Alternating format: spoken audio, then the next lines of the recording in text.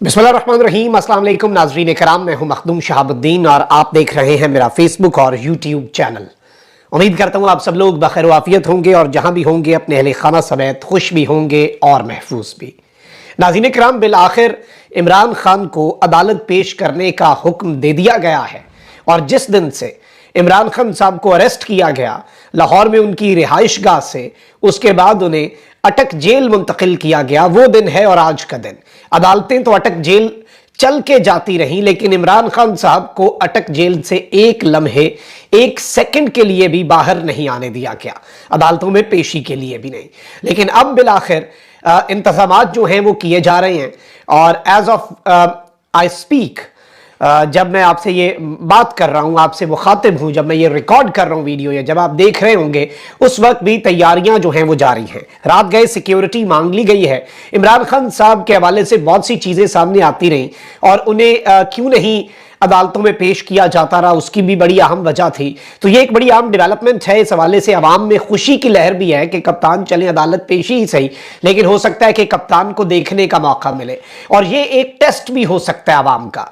आपका ज़रा वो दर्जा हरारत जो है ना, वो चेक करने के लिए ये एक टेस्टर भी हो सकता है। इस हवाले से मैं डिटेल्स आपके सामने रखता हूं। दूसरी बड़ी खबर है, जस्टिस काजी फाइज ईसा के नाम खत है, जिस खत ने हलचल मचाई है। इसके साथ ही साथ साबिक chief justice of Pakistan justice Umar Ata Bandial साहब जो हैं, उनके हवाले से भी चीज़ें सामने आ रही हैं और उनके हवाले से अब ऑब्वियसली ये तो होना ही था और इसी तरह से होता है और ये एक्सपेक्टेड था।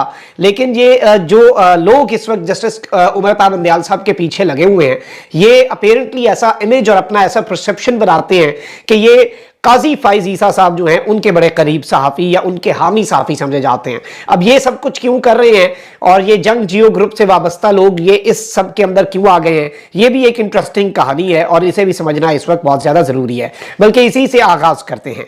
अब्दुल क़य्यूम सिद्दीकी साहब हैं, उन्होंने स्टोरी की है और कह रहे हैं कि जी उमर अता बंदयाल की रिटायरमेंट से कबल जस्टिस सरदार तारिक मसूद उनकी जानिब से फ़ोन करने पर नाराज़ होने से मुतल्लिक अहम तफसीलात सामने आ गई हैं।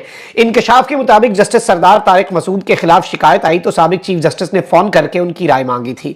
जस्टिस सरदार तारिक मसूद ने केस सुप्रीम जुडिशल काउंसिल भेजने के बजाय उन्हें फोन करने और राय मांगने पर नाराजगी का इजहार किया। जस्टिस तारिक मसूद इस बात पर नाराज हुए कि उनके खिलाफ आने वाली शिकायत का हवाला देकर कहा गया था कि वो अगर कहें तो इस शिकायत को खत्म कर दे और इसके एवज उनके पास साथी जज के हवाले से जो शिकायत है उसे खत्म कर दिया जाए। जस्टिस सरदार तारिक मसूद ने 5 सितंबर के फोन पर अगले दिन खत लिखकर अपनी नाराजगी का इजहार किया। खत के मतन के मुताबिक chief justice mister Umar Ata Bandial, कल रात आपने मुझे फोन किया। आपने फोन करके मुझे बताया कि मेरे खिलाफ शिकायत दाखिल हुई। मिसेज आमना मलिक की शिकायत पर आपने मुझसे पूछा कि उसका क्या करना है। जस्टिस सरदार तारिक मसूद का कहना था कि जनाब चीफ जस्टिस, आपका मेरे खिलाफ शिकायत पर मुझसे बात करना मुनासिब नहीं था। आपने इस शिकायत पर मुझसे बात करके मुझे शर्मनाक सूरत हाल से दो चार किया। बेहतर होता कि मिसेज आमना मलिक की शिकायत आप सुप्रीम जुडिशल काउंसिल के सामने रखते। खत के मतन के मुताबिक मैं नहीं चाहता कि मुझ पर आपसे एहसान लेने का एक और इजाफी इल्जाम लग जाए। मुझे सुप्रीम जुडिशल काउंसिल पर पूरा एतमाद है कि वो इस मामले पर आईन और कानून के मुताबिक फैसला करेगी। इसकी कॉपी सुप्रीम जुडिशल काउंसिल के उस वक्त के अरकान को भिजवाई गई जिनमें justice Qazi Faez Isa, justice Ejazul Ahsan, chief justice Sindh high court और chief justice Lahore high court शामिल हैं। अब ये जो चीज है नाज़रीन इकराम, ये इंटरेस्टिंग भी है, ये इंपॉर्टेंट भी है और इसकी टाइमिंग भी बड़ी अहम है। और जारी बात है कि इनके पास ये खबर जो आई है ये एक खत के हवाले से आई है और इस खत का ऑब्वियसली इन्हें उमर अता बंदयाल साहब तो कम से कम बता के नहीं गए होंगे। तो जारी बात है कि ये अदालत के अंदर अब ये क्या, बेसिकली इसकी टाइमिंग इंपॉर्टेंट है। मैं समझता हूं कि मौका, और आप देखें कि किस लम्हे ये स्टोरी जो है ये ब्रेक की जा रही है और इसका मकासद क्या हो सकते हैं वो इंपॉर्टेंट है। अच्छा, इसके साथ साथ एक और खबर ये भी आ रही है कि वकीलों की हरकत सकनात और उनकी तकारीर और उनके इवेंट्स जो हैं उनके हवाले से भी कहा जा रहा है कि उन पर गैर एलानिया पाबंदी लग सकती है। मुल्क में मीडिया पर बहुत सी गैर एलानिया पाबंदियाँ, मुझे तो अब ऐसा कोई बंदा रिसेंटली मिला भी नहीं जो पाकिस्तान का मेन स्ट्रीम मीडिया देखता हो या फिर वहां से खबर लेता हूं, क्योंकि जाहिर बात है वहां पे खबर जो है आपको पता है कि किस तरह से आ रही है, कितने फिल्टर्स लगे हुए हैं, उनकी भी मजबूरियां बेचारों की। अच्छा, अब यहाँ पर ये जो खबर आ रही है कि वकीलों के हवाले से, इसकी तस्दीक आने वाला वक्त कर देगा। आपको अगर टीवी पे कोई नजर आ गया वकील तो समझिएगा कि ये ऐसा नहीं हुआ, लेकिन अभी तक हमारे पास ऐसी इत्तलात आ रही है कि मीडिया चैनल्स को इस तरह की चीजें कही गई हैं।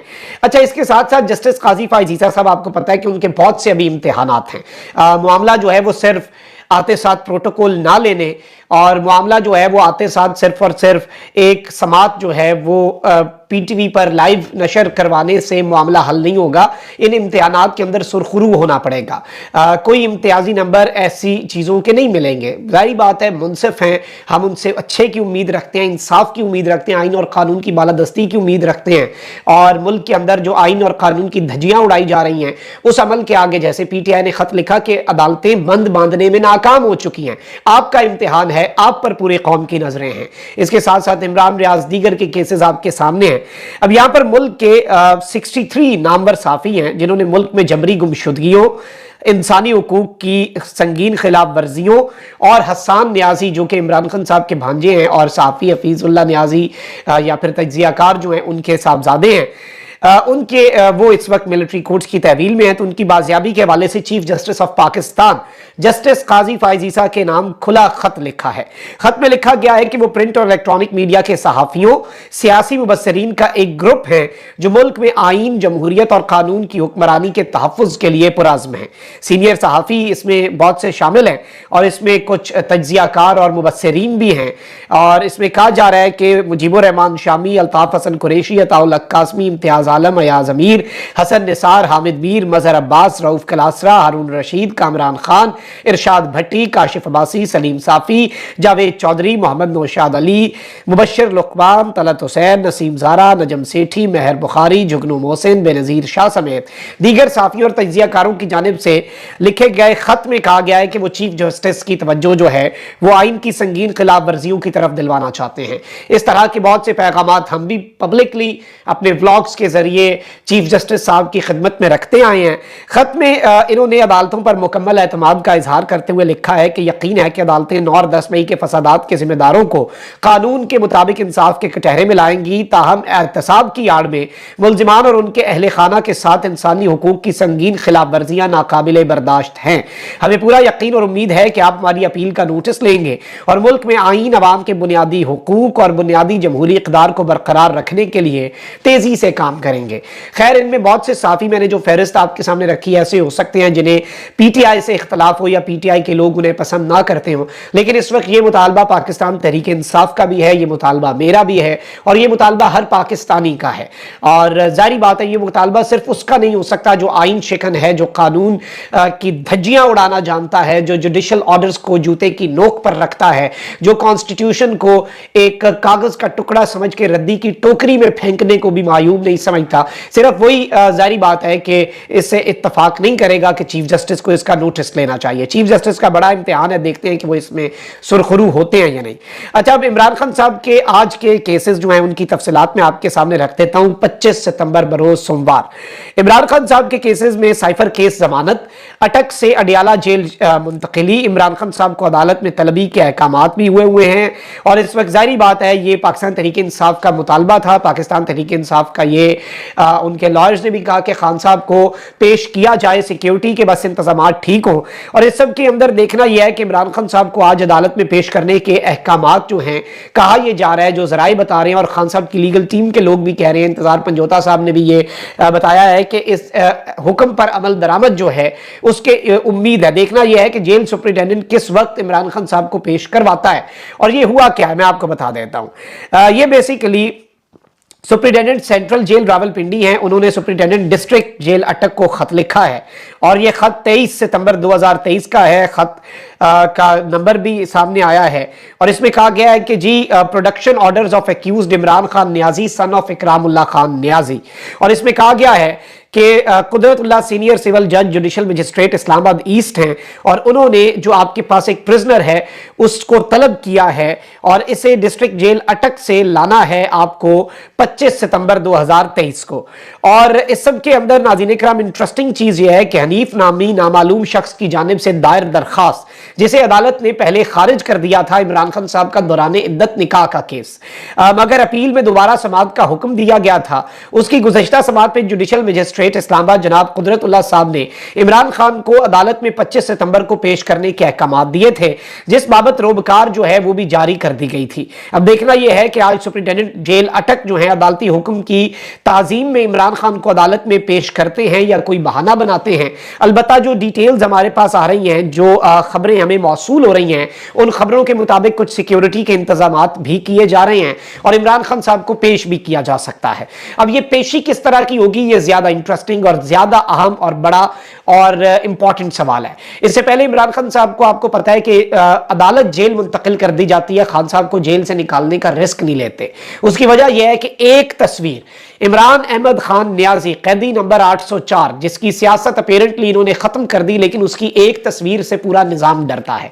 और जाहिर बात है खान साहब के वाले से ये चीज भी सामने आई थी कि उनकी दाढ़ी बड़ी हुई है और शेव उन्होंने नहीं की, और ऑब्वियसली उन्हें यह भी इतला थी कि शेविंग किट दे दी गई है, बट इट्स हिज चॉइस। चले जो भी है वो तो खान साहब बेहतर बता सकते हैं, लेकिन अगर वो कल पेश किए जाते हैं और इमरान खान की एक तस्वीर भी आती है तो यकीन माने वो पूरा निजाम ऐसे ऐसे थर थर कांपता है उससे, और वो इस चीज का भी उन्हें इदराक है। और इस सब के अंदर जो और डेवलपमेंट्स हैं वो ये भी हैं कि इमरान खान साहब जो है उन्हें किस तरह से पेश किया जाता है। और ऑल्दो आपको पता है कि पीटीआई की खवातीन के हवाले से भी आज चीजें वाजे हो जाएंगी। उनकी जो जमानत हुई है उसमें आज अगर अमल दरामद होता है तो हमें यकीन हो जाएगा कि ये हकीकत में कॉन्फिडेंस बिल्डिंग मेजर्स हैं। अगर रुकावट डाली जाती है फिर ये बात वाजे हो जाएगी कि इमरान खान साहब जो हैं और उनकी पार्टी के लिए कोई मुज़ाकरात जो हैं वो ज्यादा प्रोडक्टिव नहीं रहे और उनमें से कुछ नहीं निकल रहा। कल की या फिर आज, क्योंकि शुरू हो चुका है कैलेंडर पर, जब आप ये वीडियो देख रहे होंगे 25 सितंबर की तारीख है, सोमवार। ये हफ्ता बड़ा इंपॉर्टेंट है और आज का दिन तो वैसे ही बहुत इंपॉर्टेंट है। आपको इंशाल्लाह हम लाइव अपडेट्स तो देते रहेंगे इमरान खान साहब। और इसमें मैं ये भी बता दूं कि अवाम में खुशी की लहर है, कम से कम खान को देखेंगे तो सही, कोई तो देखेगा, कुछ तो बताएगा। और इसमें एक और चीज ये भी हो सकती है, ये टेस्टर हो, जागते रहिएगा, क्योंकि अवाम का रवैया और अवाम क्या कैसे रिस्पॉन्ड करती है वो तो ना छोटा सा टेस्ट करते हैं, जरा नब्ज तो देखें अवाम की क्या हो सकता है, ये वो भी एक चक्कर हो। अपना बहुत ख्याल रखें। अल्लाह निगहबान पाकिस्तान।